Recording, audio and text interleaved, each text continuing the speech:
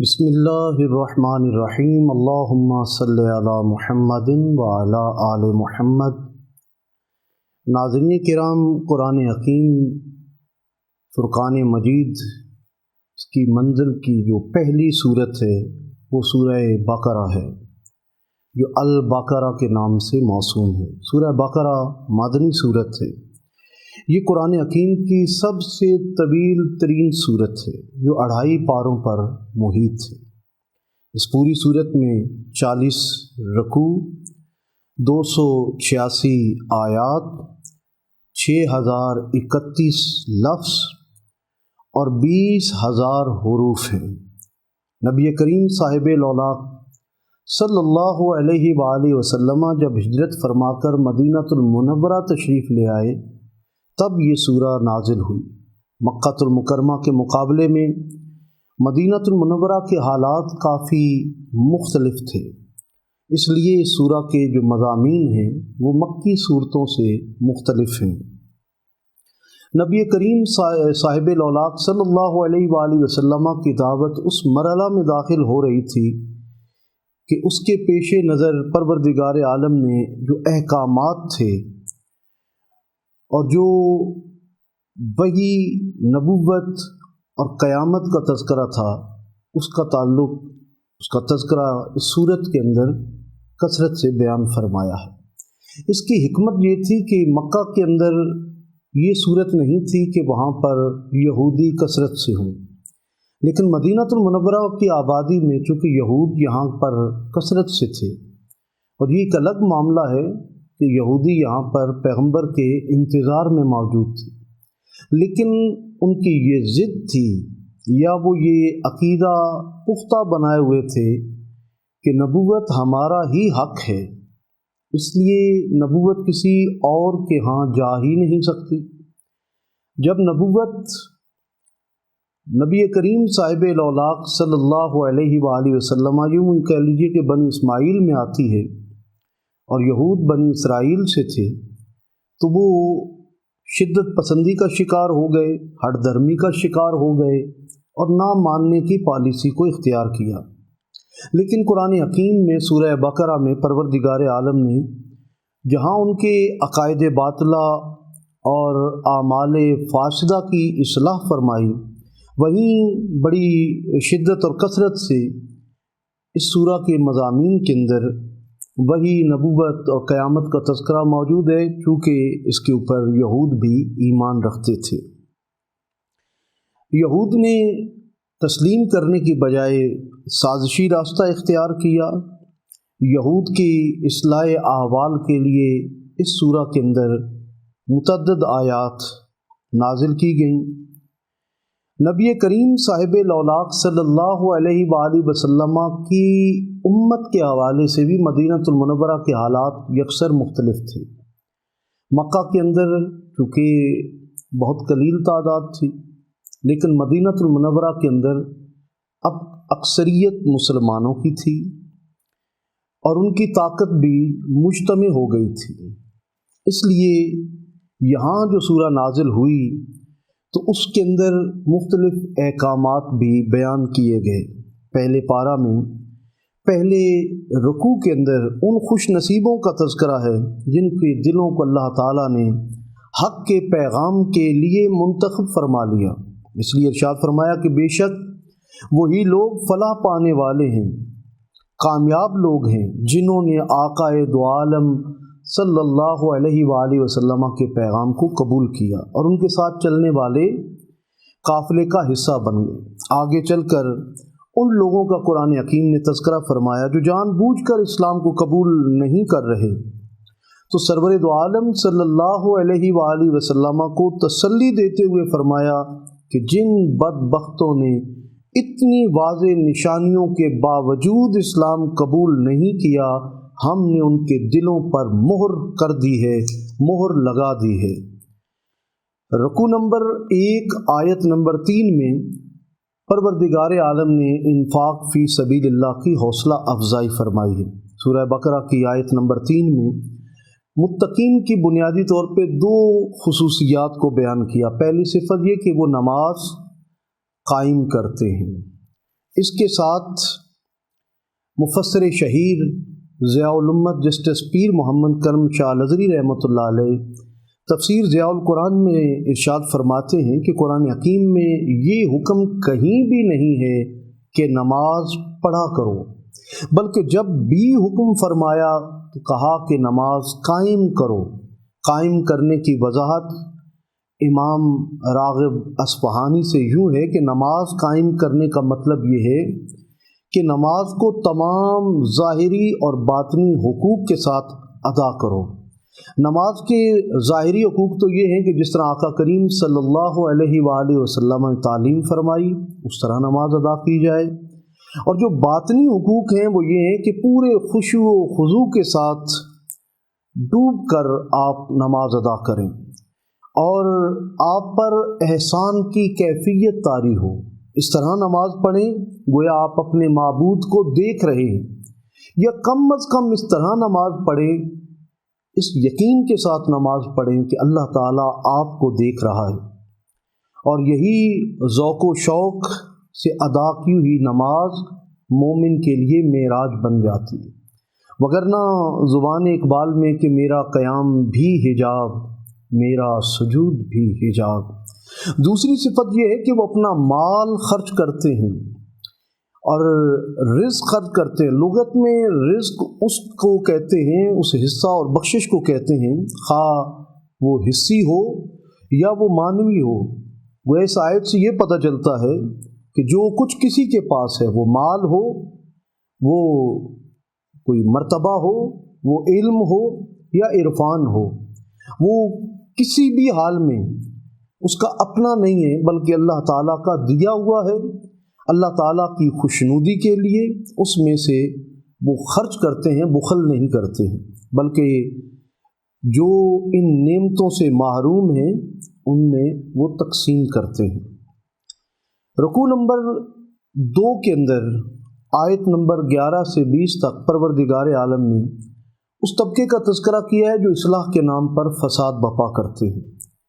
قرآن حکیم نے بڑی خوبصورتی سے تذکرہ کیا اور اشارہ فرمایا کہ جب فسادی ٹولے کو یہ کہا جائے کہ آپ زمین پر ملکوں میں فساد برپا نہ کریں تو جواباً کہتے ہیں کہ ہم فساد تو نہیں کرتے، ہم تو اصلاح کرنے والے ہیں۔ آج بھی کئی ایسے ٹولے اصلاح کے نام پر فساد برپا کرنے میں مصروف ہیں۔ قرآنی آیات آج بھی اس فتنہ کے متعلق خبردار کر رہی ہے۔ رکوع نمبر 2 کے اندر جو اہل حق ہیں ان کا تمسخر اڑانے والوں کا تذکرہ ہے۔ جب مسلمانوں کی طرف سے کفار مکہ اور یہود کو کہا جاتا کہ جب آپ اسلام قبول کریں اور حق کی طرف آ جائیں تو وہ بجائے اس کے کہ حق کا راستہ اختیار کریں، وہ مسلمانوں کو نشانہ بناتے اور کہتے ہیں کہ ہم احمق اور بے وقوف لوگ تو نہیں ہیں جو اسلام قبول کریں۔ اس پر اللہ تعالیٰ نے بڑا واضح کھول کر بیان کر دیا کہ احمق مسلمان نہیں ہیں بلکہ احمق تو وہ لوگ ہیں جو نبوت کے شیریں میٹھے پانی سے اپنے دلوں کو سیراب نہیں کرتے، اور وہ شیریں پانی دستیاب ہونے کے باوجود کفر کا غلیظ اور بدبودار پانی پینے کو ترجیح دے رہے ہیں۔ اصل بے وقوف تو وہ ہیں۔ قرآن حکیم نے بڑا منفرد چیلنج آیت نمبر 23 میں فرمایا، اور فرمایا کہ قرآن حکیم کی سحر بیانی کو سامنے رکھتے ہوئے اگر تم میں اتنی جرت ہے تو آؤ اس کا مقابلہ کر لو۔ اور قرآن حکیم نے کہا کہ میری صداقت میں کوئی شک و شبہ نہ کرنا، کیونکہ یہ اللہ کا کلام ہے۔ اگر تم اتنے ہو تو اپنے جتنے بھی مددگار ہیں سب کو بلا لو، اور پھر قرآن کی ایک چھوٹی سورہ کے مقابلے میں کوئی سورہ ہی بنا کر دے سکو۔ اور آج تک یہ چیلنج ان سب قبائل کے لیے اور پورے اقوام عالم کے لیے قرآن کا موجود ہے، اور وہ روز اول سے ایسا نہ کر سکے، اور آج تک وہ کوئی بھی شخص قرآن کے مقابلے میں کوئی سورہ نہیں بنا سکا۔ پھر فرمایا کہ تم ایسا نہیں کر سکو گے اور نہ ہی ایسا کر سکتے ہو تو ڈرو اس وقت سے جب تمہیں آگ میں ڈالا جائے گا، اور آگ بھی وہ جس کا ایندھن انسان اور پتھر ہیں۔ یہ آگ ان لوگوں کے لیے تیار کی گئی ہے جو قرآن اور صاحب قرآن کا انکار کرتے ہیں۔ رکوع نمبر 4 آیت نمبر 30 میں اللہ رب العالمین نے انسان کے اللہ کا خلیفہ ہونے کا تذکرہ فرمایا ہے۔ انسان خالق کائنات کا عظیم ترین شاہکار ہے اور یہ واحد مخلوق ہے کہ جس کو اللہ تعالیٰ نے زمین پر اپنا نائب قرار دیا ہے۔ قرآن حکیم کی اس منزل میں اس عظیم الشان احسان کا تذکرہ پروردگار عالم نے فرمایا کہ جب اللہ تعالیٰ نے فرشتوں کو بتایا کہ میں انسان کو اپنا خلیفہ مقرر کرنے والا ہوں، تو فرشتوں نے کیا کہا تھا؟ یہ زمین پر جا کر فساد برپا کرے گا، خون بہائے گا، اور ہمارے ہوتے ہوئے کیا ضرورت ہے آپ کو کہ کسی اور مخلوق کو تخلیق کریں؟ اللہ تعالیٰ نے جواباً ارشاد فرمایا کہ اے فرشتوں، جو میں جانتا ہوں وہ تم نہیں جانتے۔ پھر اللہ نے اپنی قدرت سے حضرت آدم علیہ السلام کو تمام علوم عطا کیے اور فرشتوں نے اپنے عجز کا اظہار کیا اور خدا کی ربوبیت کے آگے سر جھکا دیے۔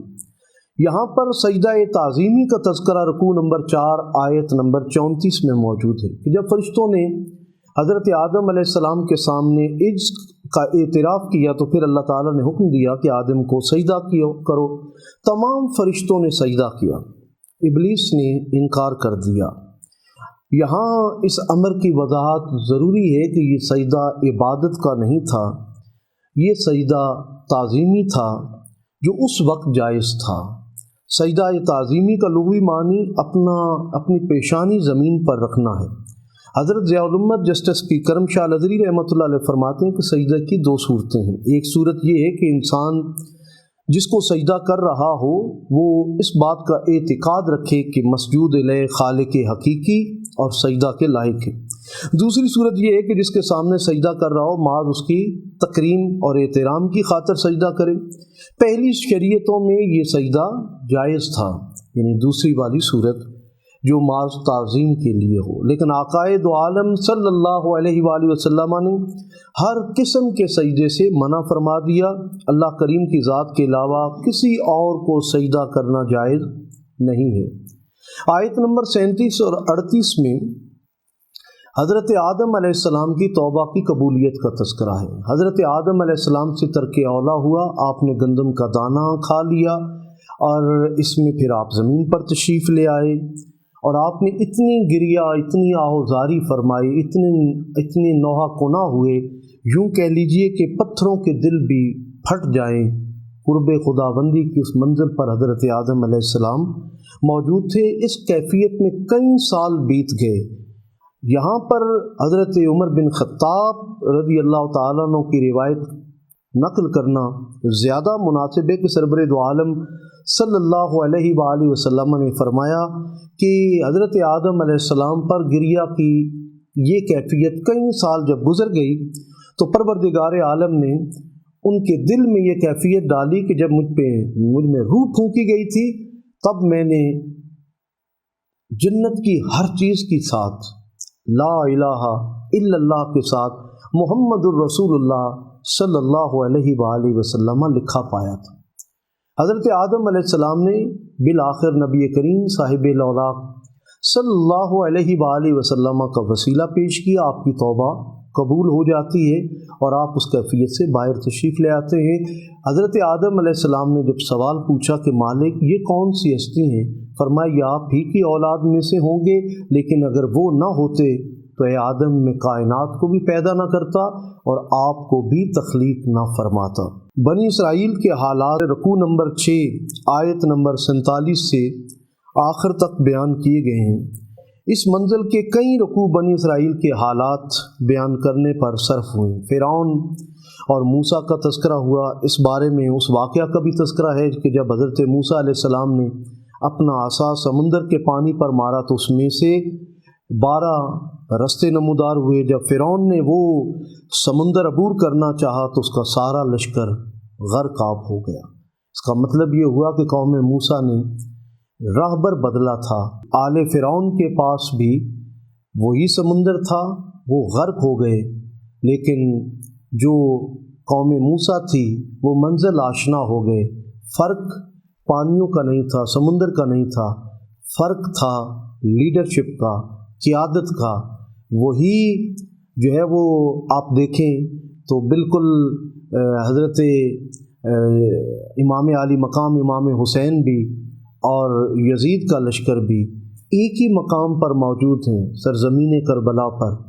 دونوں کے ہاتھ میں تلواریں ہیں، کلمے کا دعویٰ بھی دونوں طرف ہے، نمازیں بھی دونوں طرف ہے، روزے حج زکوٰۃ سب کچھ موجود ہے، قرآن کی تلاوتیں ہو رہی ہیں، اللہ اکبر کی صدائیں ہیں، لیکن یزید بدبخت اور اس کا لشکر جہنمی کیوں ہوا، اور مولا حسین کا لشکر فتح یاب اور زندہ باد کیوں ہوا؟